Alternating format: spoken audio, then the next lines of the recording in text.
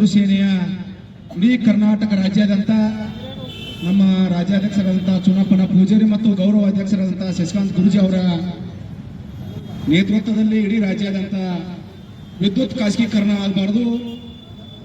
ಈ ವಿದ್ಯುತ್ ಖಾಸಗೀಕರಣ ಆಗೋದ್ರಿಂದ ರೈತರಿಗೆ ಮತ್ತು ಬಡವರಿಗೆ, ದುಡಿಯುವಂತಹ ವರ್ಗದವರಿಗೆ ಎಲ್ಲರಿಗೂ ಕೂಡ ಇದೊಂದು ದೊಡ್ಡ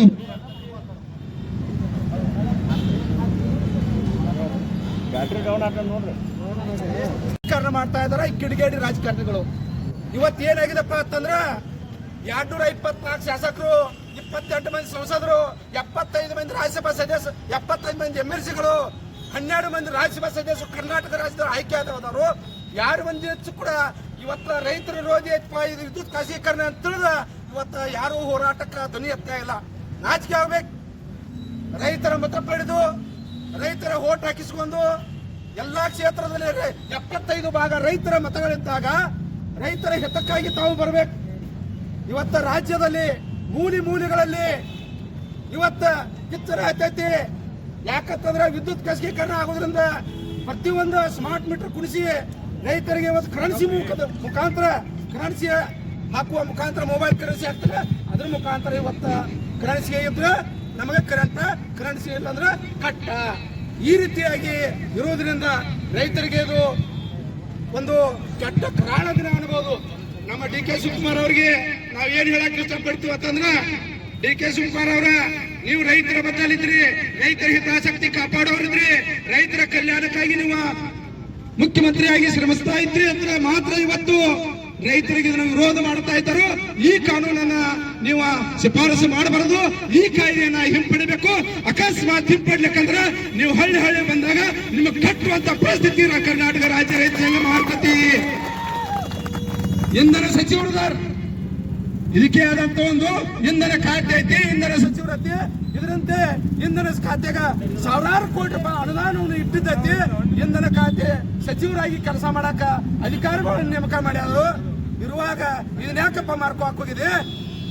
ಇವತ್ತು ಈ ಖಾಸಗೀಕರಣ ಮಾಡಿದ್ರಂದ್ರ ರೈತರನ್ನ ಮಾರ್ಕೊಂಡಾಗ ನೀವು ನಮ್ಮ ಅನ್ನದಾತ ದೇವರನ್ನ ಮಾರ್ಕೊಂಡಂಗ. ಡಿ ಕೆ ಶಿವಕುಮಾರ್ ಅವರೇ, ನಿಮಗಿದ ಕೊನೆಯ ಎಚ್ಚರಿಕೆ ಮಾಡ್ತಾ ಇದ್ದೀವಿ. ಈಗ ಮಾತ್ರ ಪಾದಾರ್ಪಣೆ ಮಾಡಿದಿರಿ, ಸಿಎಂ ಆಗಿದ್ರಿ, ನಿಮಗೆ ಒಳ್ಳೇದಾಗ್ಲಿ. ಆದ್ರ ಈ ಕಾನೂನ 23ನೇ ತಾರೀಕು 25ನೇ ತಾರೀಕು ಕಾಯ್ದೆಯನ್ನ ಪಾಸ್ ಮಾಡೋದ್ರಿ ಅಂತ ಹೇಳಿ ಸುದ್ದಿದ್ದಾವು. ಅಕಸ್ಮಾತ್ ಪಾಸ್ ಮಾಡಿದ್ದಾದಲ್ಲಿ ನಿಮಗೆ ಯಾವ ಶಾಸಕರು ಬರ್ತಾರೋ ಹಳ್ಳಿಗಳು ಬಂದಲ್ಲಿ ನಾವು ಕೂಡ ರೈತರು ಹುಷಾರಾಗ್ತೀವಿ ಮುಂದೆ. ಯಾಕಂತಂದ್ರೆ ನಮ್ಮ ಪರ ಇದ್ದವ್ರು ನಾವು ಆಯ್ಕೆ ಮಾಡ್ಬೇಕಾಕತ್ತೀನಿ ಮುಂದೆ. ಇವತ್ತ ವಿದ್ಯುತ್ ಖಾಸಗೀಕರಣಕ್ಕೆ ಯಾರು ವಿರೋಧ ಮಾಡ್ತೀವಿ? 224 ಶಾಸಕರ ನಿಮ್ಮ ಪರ ನಾವಿರ್ತೀವಿ. ಅಕಸ್ಮಾತ್ ನೀವು ವಿರೋಧ ಮಾಡ್ಲಿಕ್ಕಂದ್ರ ನಿಮ್ಮನ್ನ ತಿರಸ್ಕಾರ ಮಾಡುವಂತ ಕರ್ನಾಟಕ ರಾಜ್ಯ ರೈತ ಸಂಘ 28ನೇ ಇದ್ರಾಗ ಮಾಡೇ ಮಾಡ್ತೀವಿ ಅಂತ ಹೇಳಕ್ ಇಷ್ಟಪಡ್ತೀವಿ ನಾವೆಲ್ಲ.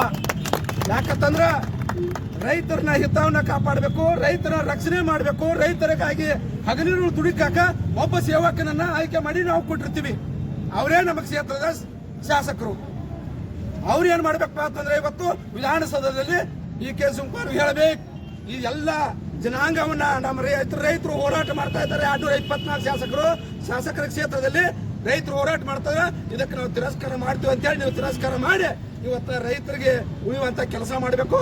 ಪಾಪ ನಮ್ಮ ರೈತ ತಮ್ಮ ಮಕ್ಕಳು KBL ಕೆಲಸ ಮಾಡತ್ತಾರ. ಅವರು ಕೂಡ ಇವತ್ತ ಹೋರಾಟದಲ್ಲಿ ಬಾಯಿ ಬೆಂಬಲವಾಗಿ ಕೊಟ್ಕೊತ ಬಂದಿದ್ದಾರೆ.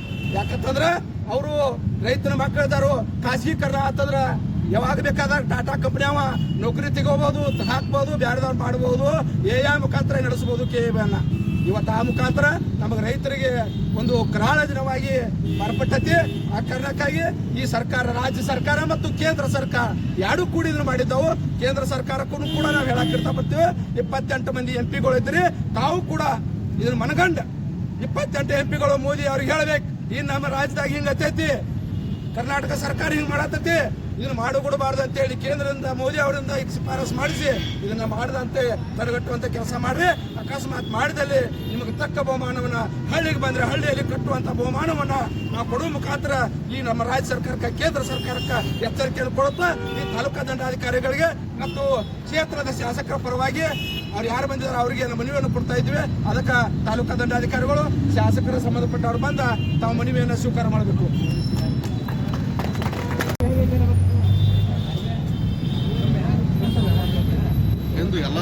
ಸ್ವಲ್ಪ ಹೊರಡಾಗ್ರಲ್ಲ ಇನ್ನೂ ಸ್ವಲ್ಪ ಹೊರಡಾಗ್ರಿ ಹೊರಡಾಗ್ರಿ ಅದು ಕರೀರಿ. ಹಾಂ